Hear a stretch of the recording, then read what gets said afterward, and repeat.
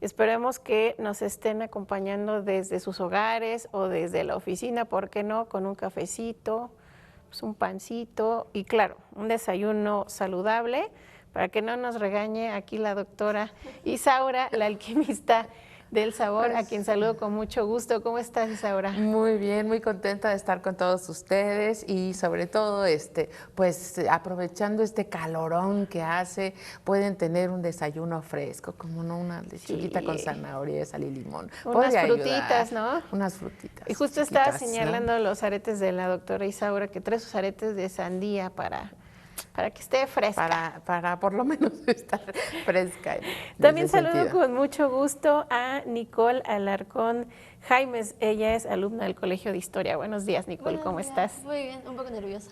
Nada, todo tranquilo, todo Todo tranquilo. Vamos a tranquilo aquí, tener una charla sumamente sabrosa, muy porque sabrosa, siempre las tenemos así con la muy doctora sabrosa. Isaura. Y nos van a platicar justamente Isaura y Nicole sobre los libaneses y la cultura alimentaria en Puebla, que bueno, como ustedes saben, Puebla se caracteriza por tener justamente una gran herencia de esta cultura libanesa. Entonces, pues platícanos, Sí, Isaura, de qué va todo esto. lo que pasa es que empezamos a trabajar los libaneses en una materia, bueno, en el seminario de migración Ah, y nos dimos cuenta de que existía mucha bibliografía sobre los textiles, hicimos el libro de las fábricas Entre Ríos claro. y ahí aparece la fábrica del patriotismo y todavía con una herencia libanesa enorme y seguíamos investigando y en este sentido quedamos, bueno, ¿y cuál es la influencia real de los libaneses? Nada más los tacos árabes y entonces empezamos a investigar un poquito más y es en ese sentido donde entendimos un poco, bueno, espero que se haya comprendido, que la Segunda Guerra Mundial, perdón, la Primera Guerra Mundial impactó sobremanera en diferentes territorios, entre ellos, pues desbaratar el Imperio Turco Otomano. Entonces, este desbaratar de ellos hace que esta migración que inició en el siglo XIX aumente, ¿no? En el siglo XIX, a partir de 1870, hay una persecución religiosa. En el Líbano se han vivido y se viven diferentes conflictos religiosos por distintas causas, ¿no? Pero pues aumenta cuando se termina la Primera Guerra Mundial y entonces pues buscan lugares donde desarrollarse, ¿no? Y en este sentido pues llegan aquí libaneses y llegan más libaneses, ¿no? Es por ¿Y eso. tienes más o menos el dato exacto, los años Sí, de migración? sí, de 1867 más o menos a 1914 llegaron aproximadamente unos 5,000, ¿sí? Wow. Y fueron llegando entre 1914 y 1939 hasta 20,000, ¿no? Entonces, pero hoy se sabe que más de 300,000 familias que viven en Puebla tienen un familiar de origen libanés, ¿no? Entonces, el crecimiento en Puebla sí fue muy, muy importante. Esa es la cuestión que traemos un poco y hablar de esta fusión que van haciendo porque ellos tienen la característica, aparte de que son amables, de que son cordiales con el mundo, también tienen esta apertura, ¿sí? Con la comida, son emprendedores, tienen fábricas, tienen muchos negocios. Si nosotros pudiéramos hablar de una zona importante, creo que la más importante es el Mercado La Victoria, porque es justamente alrededor del Mercado La Victoria donde ellos empiezan a establecerse, sobre todo en la calle 3 Norte, donde empiezan con estos negocios que en la Ciudad de México le llamamos de taza y plato, ¿no? Donde está la accesoria abajo y la vivienda arriba, ¿no? Entonces, a partir de ese modo de vida, pues ellos comen, duermen, viven en sus negocios, ¿no? Entonces, eso posibilita muchas de del desarrollo de los libaneses. Bueno, nosotros hablamos particularmente de los libaneses, pero es una zona tremenda la que migra, por eso es tan difícil distinguir, si los tacos son árabes o son de Irak, hay de diferentes zonas, ¿no? Sirios y demás que hemos encontrado, pero en realidad, pues es una zona que se desintegra y al desintegrarse, pero se llevan su cultura y entre esos lo que garantiza pues es la cultura alimentaria, ¿no? Es donde Claro. nos traen muchos platillos ricos que todavía consumimos y que son parte de nuestras tradiciones culinarias ya hoy, ¿no? Ya hoy en día, después de más o menos unos 100 años de estar conviviendo con Puebla, particularmente Puebla, bueno, aunque llegaron a Yucatán, Veracruz y otras zonas, ¿no?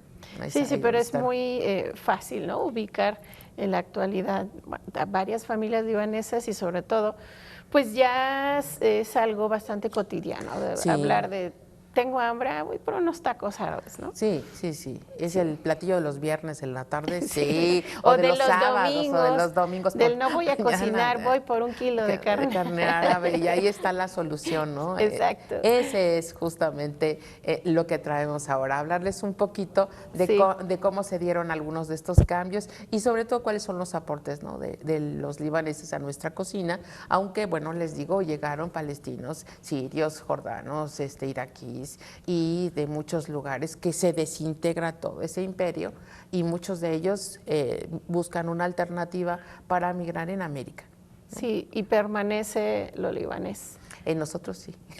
Nicole, cuéntanos un poquito sobre el tema. Bueno, pues para empezar a hablar de la comida libanesa, tenemos que empezar a hablar de que cuando llegan los libaneses, lo primero que empiezan a vender, bueno, se dedica a lo que es el comercio, ¿no? Lo primero que empiezan a vender es ropa, telas, peines, cosas como más sencillas. Y al ver que los mercados tienen mucha gente, ellos piensan que vender productos que vengan del Líbano les va a funcionar. Es cuando empiezan a traer lo que son las aceitunas, garbanzo, pistaches, diferentes hierbas. Igual empiezan a traer lo que es la berenjena, que se empieza a consumir mucho también. Diferentes productos que para el mexicano, digamos lo que de cierta manera eran desconocidos, pero se dan cuenta que al mezclarlos con los productos que ya eran endémicos de México, les empiezan a gustar, les empieza a interesar este sabor y viceversa, ¿no? También los libaneses empiezan a ver que ciertos productos que hay aquí, por ejemplo, algo que empiezan a consumir mucho es el picante, también les empieza a interesar y también lo empiezan a mezclar en diferentes platillos que ellos ya traían. Uno de ellos es un platillo que se llama kebé crudo. Ay, sí, me encanta. Es riquísimo. Sí, es una carne molida, está en crudo y pues, se combina nada más con diferentes hierbas y máximo cebolla, ¿no? Pero al llegar aquí empiezan a ponerle lo que es jitomate, empiezan a ocupar lo que son diferentes tipos de chiles, serrano, jalapeño, incluso en algunos lo pueden hasta con chipotle.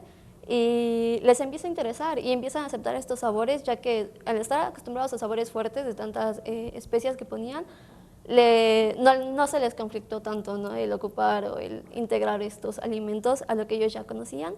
Igual los famosos tacos árabes, ¿no? Que vienen aquí, que como sabemos por esa zona, ¿no? De Medio Oriente se consume mucho lo que es el kebab, que es un tipo de taco que se utiliza el pan árabe, justamente, la tortilla árabe. Al venir aquí, pues algo que se les hacía muy similar era la tortilla, ¿no? Entonces empiezan a ocupar esta tortilla, la empiezan a preparar de diferentes maneras y también la carne la empiezan a preparar de diferentes maneras y es como la empiezan a consumir, se dan cuenta que al mexicano también le gustan. Y algo muy interesante es que en la comida libanesa se ocupa mucho lo que es el vinagre, o sea, ponerle vinagre encima de la comida. Y les gustaba ese sabor, lo empiezan a vender, pero al mexicano no le gusta mucho, no es muy de, le voy a poner vinagre a mi comida. Empiezan a averiguar qué sabores le pueden gustar y ocupan el limón, y es cuando el limón empieza a tener como, wow, limón en los tacos, no puede faltar el limón en los tacos. Sí. Se empieza a consumir más y algo que igual termina de acompañar al taco árabe para formarlo ya como lo que es y como lo conocemos ahorita, es la salsa. El mexicano no puede comer sin picante, es imposible. No sabe. Sí, no sabe la comida si no le pones picante, así que empieza a ocupar empiezan a averiguar, ¿no? Hacer diferentes experimentos, qué salsa pueden ocupar. Lo que más se consume acá en Puebla es el chipotle, lo ocupan, al mexicano le gusta, al poblano le encanta y es como empiezan a surgir taquerías por todos lados, por todos lados. Y sí, es como esta mezcla de culturas, de sabores, es lo que va dando como apertura a nuevos platillos, a conocer igual a nuevas personas y también algo que tenemos que mencionar es que al venir aquí la mayoría de los que vinieron a México eran libaneses, pero ellos eran cristianos y ortodoxos. Obviamente en el Líbano se consumía mucho lo que era el cordero, pero al venir aquí es más caro, no es tan fácil, no es tan accesible, así que empiezan a investigar qué carne se consumen y acá en Puebla el cerdo se consume muchísimo. Claro. Y pues no se Y les aparte es conflictó. más barato, ¿no? Es más Sí, es barato. más barato. Era mucho más barato y a ellos no ser musulmanes, pues el cerdo no es ningún problema para ellos consumirlo, así que lo empiezan a preparar, lo empiezan a consumir y ahora ya es una de las bases importantes para lo que es la comida libanesa, al menos aquí en Puebla. Claro que sí. Oye, y entonces estos tacos árabes, así como los conocemos, ¿son la receta original? Bueno, sí, tenemos Ajá. la receta original para preparar carnes, que lleva pimientos, que lleva hierbas de olor, que lleva determinadas maceraciones, ¿no? Sí. Me gustaría subrayar una muy importante que a veces no se reconoce mucho y es cómo los libaneses encontraron el achiote. Y el el achiote, achiote. el libanés migra, pero es unido, son familias que desde Veracruz se van distribuyendo a Puebla, a Yucatán y a otros lugares, ¿no? Como la Ciudad de México. Pero cuando yo creo que uno de los cambios importantes es que ellos ya tienen un cordero pastor, ¿sí? Que si les pudiera comentar sería como una especie de alambre, ¿no? O sea, con caldillo, con de jamón, unas revolturas de carne. Ya está ahí, está presente y lo pueden ustedes consultar en el Cocinero Mexicano de 1911. Ya existe un cordero pastor. Entonces, si tú cambias un poquito ese cordero pastor y le pones un cerdo en achiote, entonces tenemos prácticamente una forma de consumir taco al pastor, ¿no? Entonces, Claro. esas son de las modificaciones importantes y otra es que ellos ya habían desarrollado un trompo. ¿Sí? En toda la zona de Medio Oriente, desde Irak, Irán hasta pues todo el Medio Oriente, se consume una especie de trompo horizontal. Y es hasta mediados de siglo donde ese trompo se pone de pie, ¿no? Entonces, justamente el cambio, el utilizar esa innovación que no se da precisamente en Medio Oriente, sino en Alemania, entonces es que nosotros, ahora sí no sé si es esta combinación de Volkswagen con libaneses que nos trae esta posibilidad del horno vertical. Y entonces ya tenemos el trompo, ¿no? Entonces, ¿qué era lo que le faltaba a este cerdo que ya se prepara de una manera tradicional?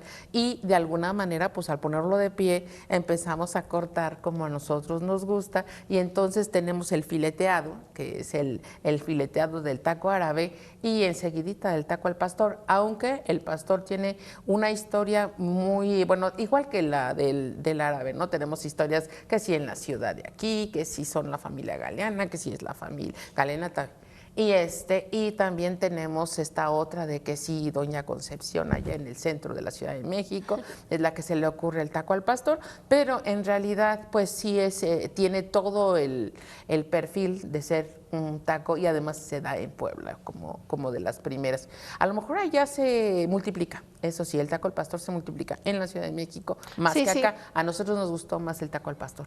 Digo, perdón, el taco árabe. Es que como soy de allá. Sí, aquí el taco árabe que llegó para quedarse, ¿no? Que llegó para quedarse, sí. Maravilloso. Y bueno, hablando un poquito más de otros platillos libaneses, por ejemplo, tenemos, no sé cómo se llama ese arroz, ¿no? Que lleva almendras y es una delicia, o nueces, más bien arroz con nuez. Pero que, bueno, yo he comido varios de estos platillos en un buffet que está está enfrente del Panteón de la Piedad. Ah, es el que traemos por ahí, es el que está la traemos. fotografía por ahí. No, delicioso, altamente recomendable. Sí, son Tienen con que ellos. sí, muy rico. Pues les agradecemos mucho este espacio, que nos comenten sobre, bueno, estos platillos que ya pertenecen a esta fusión tanto gastronómica como cultural de la ciudad de Puebla. Muchas gracias. Sí, ahí les dejamos que los que quieran consultar el video, está ahí los restaurantes y están estos lugares, ¿no? Estas dulcerías también. Ay, los dulces, claro. Los dulces. Los dedos de novia, ¿no? Sí, los dedos de novia. También hay unos que se llaman nido de nuez, nido de pistache. Delicioso. Ya no se diga más. Al ratito. Ahí están. Ya les mando la foto donde voy a estar en el buffet. Muchas gracias.